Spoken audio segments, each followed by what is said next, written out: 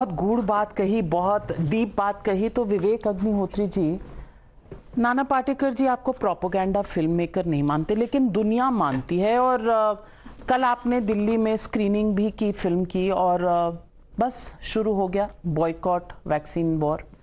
तो ये आपको पहले से अंदाजा था, या ये आप अपनी फिल्म की पब्लिसिटी के लिए हर बार ऐसा कुछ इंतजाम कर लेते हैं? कश्मीर फाइल्स के बाद अब वैक्सीन वॉर, क्या आपने तय कर लिया है कि इसी तरह की फिल्म्स करेंगे? और एक टूल किट जिसका इस्तेमाल आपने फिल्म में भी किया है, टूल किट से इकोसिस्टम को रोज परेशान करेंगे? नहीं, अब अगर जब आप नाली साफ करते हैं तो वहाँ पे जो कॉकरोचेस, कीड़े मकोड़े होते हैं, उनको अगर परेशानी हो रही है ये सोच के तो आप नाली साफ करना नहीं बंद करते। तो अब इसमें क्या है, प्रोपेगेंडा ठीक है।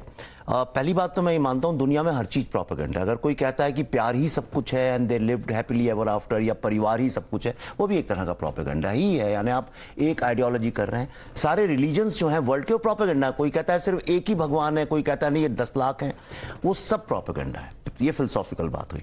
लेकिन मुझे ये बताइए, कोविड आया था कि नहीं आया था? ये सत्य है कि नहीं है? सत्य है। कोविड के लिए वैक्सीन बनी थी कि नहीं बनी थी? ये सत्य है। कई लोग पैसा लेके भारत के वैक्सीन प्रोजेक्ट को सैबोटाज करना चाह रहे थे और उसके लिए पूरा का पूरा प्रयत्न किया गया। ये सत्य है। फॉरेन वैक्सीन्स भारत सरकार, ये सत्य है। आपके पास कोई प्रूफ है? मेरे पास प्रूफ ये है कि तेलंगाना कोर्ट ने इन लोगों को 14 फेक आर्टिकल्स जो लिखे थे इनने हेजिटेंसी फैलाने के लिए और फॉरेन वैक्सीन्स को प्रमोट करने के लिए, उनको विड्रॉ करने का आदेश दिया। तेलंगाना कोर्ट ने इनको कभी भी कोवैक्सीन के बारे में कुछ भी गलत लिखने से रोक दिया गया। इन सब के नाम पब्लिश्ड हैं। 100 करोड़ का मानहानि का केस है। आपके ऊपर एक छोटा सा कोई अगर लीगल नोटिस भी भेज दे, नेशनल न्यूज बन जाएगी। करेक्ट? आपको तो पता ही होगा, चिट्ठी आई थी अभी कुछ दिन पहले कि नहीं आई थी? आपका नाम था उसमें कि नहीं? G14 में, G20 के इमीडिएटली बाद G14 हुआ था, वो नेशनल न्यूज थी। पर ये बताइए, भारत के दुश्मनों को भारत के कोर्ट ने कोविड जैसी महामारी के वक्त में गलत प्रचार करने के आरोप में अगर जजमेंट दिया है, उसके बारे में किसी को क्यों नहीं पता है? इसका मतलब यह है कि उन लोगों ने उसको छुपाने की कोशिश की। प्रोपेगेंडा कौन कर रहा है? तीसरी बात, भारत की साइंटिस्ट जिनमें 70% महिलाएं थीं, महिलाएं, और ऐसी महिलाएं नहीं कि जिनको हम लोग सोचते हैं कि अरे ये, वो महिलाएं जो अपने परिवार में भी त्याग तपस्या, परिवार का भी काम करती रहीं, वैक्सीन भी बनाती रहीं। पल्लवी बताएगी घंटों घंटों ऑक्सीजन में 4 घंटे रहना मुश्किल है, सिर्फ इसलिए कि 130 करोड़ लोगों की जान बचाई जाए। क्या ये प्रोपेगेंडा है? भारत ने 101 देशों को 30 करोड़ वैक्सीन दी, वैक्सीन फ्री में भेजी। क्या ये प्रोपेगेंडा है? भारत ने अपने नागरिकों को फ्री में वैक्सीन लगाई। क्या ये प्रोपेगेंडा है? भारत की तारीफ पूरी दुनिया में कोविड मैनेजमेंट के लिए होती है। क्या ये प्रोपेगेंडा है? हमने वर्ल्ड की फास्टेस्ट इंडिजिनस वैक्सीन बनाई। क्या ये प्रोपेगेंडा है? अगर ये सब, और ये तो सुप्रीम कोर्ट ने कहा है कि श्री अरविंद केजरीवाल जी की गवर्नमेंट ने 4 गुना ऑक्सीजन का किया, मेरी तो ऑडिट रिपोर्ट नहीं है। क्या वो प्रोपेगेंडा है? राहुल गांधी जी ने जिस वक्त में लोगों को डराना नहीं चाहिए था, चिल्ला चिल्ला के बोला सुनामी आ रही, सब मर जाएंगे। अरे ऐसे वक्त में कोई ये बोलता है कि ज्यादा लोग मर जाएंगे, बल्कि एक शालीनता से चुप रहते हैं। क्या ये प्रोपेगेंडा है? उसी वक्त में आपने भी और कई मीडिया वालों ने वैक्सीन हेजिटेंसी ना फैले, इसके लिए भी न्यूज में पॉजिटिव कार्यक्रम किए। क्या ये प्रोपेगेंडा? इसके तो सब रिकॉर्डिंग है यूट्यूब के ऊपर। हमने रिसर्च, आपके पास नहीं हो तो मैं भेज दूंगा। आप लोगों ने कितना अच्छा काम किया मैं देता हूं, मेरे पास पड़ा हुआ है। क्या ये सब प्रोपेगेंडा है? मैं जानना चाहता हूं। क्या अखिलेश यादव जी ने बोला हम बीजेपी की वैक्सीन नहीं लगाएंगे, क्या ये प्रोपेगेंडा है? ये मैंने तो नहीं बोला।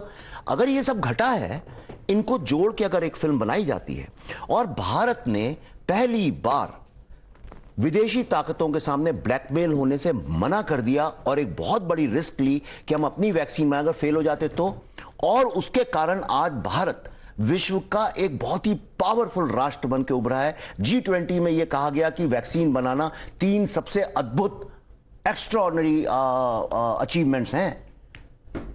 अगर ये सब प्रोपेगेंडा है तो मैं तो हूं, फिर तो मैं प्रोपेगेंडा फिल्म मेकर हूं। भारत मुझे बहुत प्यारा है। अगर ये कहना प्रोपेगेंडा है तो I am a propaganda film maker. Well, Pallavi ji, you've played the role of a scientist, women scientist. ये पूरी फिल्म आधारित है इस बात पर कि ये महिलाएं एक ऐसे बॉस के साथ काम करी थी। हालांकि मैंने डॉक्टर भार्गव को इंटरव्यू किया है जब उन्होंने किताब लिखी थी। कम से कम मुझे ऐसा नहीं लगा था कि वो इतने सख्त इंसान हैं। और मैं मान सकती हूं कि जिस तरह से उन्हें फिल्म में दर्शाया, आपने नाना पाटेकर जी को क्यों चुना, लेकिन ये महिलाओं का जो कैरेक्टर आपने किया है, आपने साइंटिस्ट से मुलाकात की, उनके साथ बैठी, ये रोल में आप कैसे घुसी? सबसे पहले तो doctor Balram Bhargava is a very mild mannered person, ये तो बात सत्य है। लेकिन कोविड का जो समय था वो इतना एक्स्ट्रॉर्डिनरी समय था। और जैसे कि विवेक ने अभी कहा कि हमने जब डिसाइड किया वैक्सीन बनाना है, तो उसके बाद जो पूरा पिक्चर अगर आप देखें तो वैक्सीन बनने के बाद उसका मैन्युफैक्चरिंग होना था, उसके बाद उसका डिस्ट्रीब्यूशन होना था, फिर वो वैक्सीन रोल आउट करनी थी, फिर सबसे पहले फ्रंटलाइन वर्कर्स को लगनी थी, उसके बाद वो कोमॉर्बिडिटीज़ वाले जो लोग थे उनको 60+, ऐसे कई सारी स्ट्रैटेजीज हमको बनानी पड़ी to roll out the entire vaccination programme, क्योंकि हमारी पॉपुलेशन इतनी ज़्यादा है। तो ये सब जो इसमें जो समय लगना था तो लगना ही था, उसको आप कुछ कर ही नहीं सकते, क्योंकि आप मैन्युफैक्चर उतना ही कर सकते हैं एक समय पे। तो what can be done at the earliest? The vaccine. तो वो अगर कम से कम समय में बने तो आगे का ये जो सारा समय है वो भी आप कंडेंस कर सकते हैं। So with this single minded approach, I think doctor Bhargava started setting impossible deadlines in front of all his juniors, और उसकी वजह से वो कहीं पे वो जो उनका एक कन्विक्शन था कि ये हम बनाएंगे ही एट एनी कॉस्ट, और घंटों घंटों उन्होंने जो लोगों को घर पे जाने नहीं दिया, रात रात भर काम कराया, तो एक तरह से वो देखा जाए तो it was wonderful leadership, but it was also a bit too much for some of the scientist sometimes, and he also agrees. तो उस सारी चीज़ को दिखाने के लिए we needed somebody who can look like a boss who has a lot of strength. And जो scientist जो औरतें हैं वहाँ पे, मैं आपको बता नहीं सकती, जब मैंने उनके इंटरव्यूज़ देखे जो हमारी रिसर्च टीम ने किए, I was amazed to see, because आज तक जितनी भी साइंस फिल्में हमने देखी है, हमने सारी इंग्लिश फिल्में देखी हैं। So we are used to seeing the scientists in a certain way. यहाँ पे there is no sense of vanity in any of the scientist.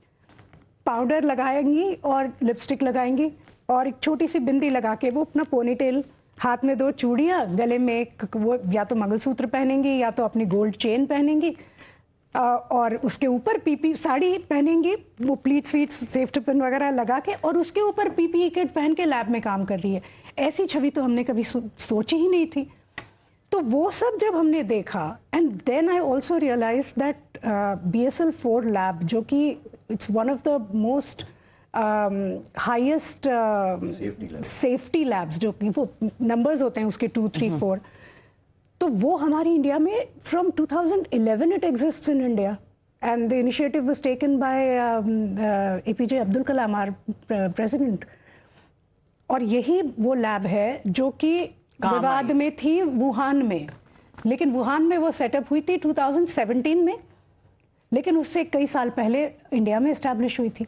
तो हमने तो साइंस में इतनी तरक्की की है, और सब ऐसे लोगों के साथ, ऐसी औरतों के साथ कि जिनको आप देख के शायद उनकी छवि वो एम्पावर्ड औरत की है ही नहीं, लेकिन उन्होंने इतना अद्भुत काम किया।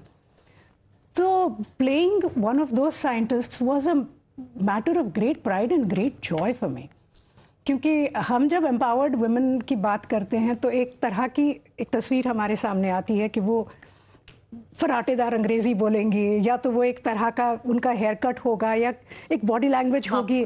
परकटी का एक आया था रेफरेंस जब महिला रिजर्वेशन बिल की बात आई कि अगर महिला रिजर्वेशन हुआ तो सिर्फ परकटी वाली औरतें जो हैं वो आएंगी पार्लियामेंट। वो सुना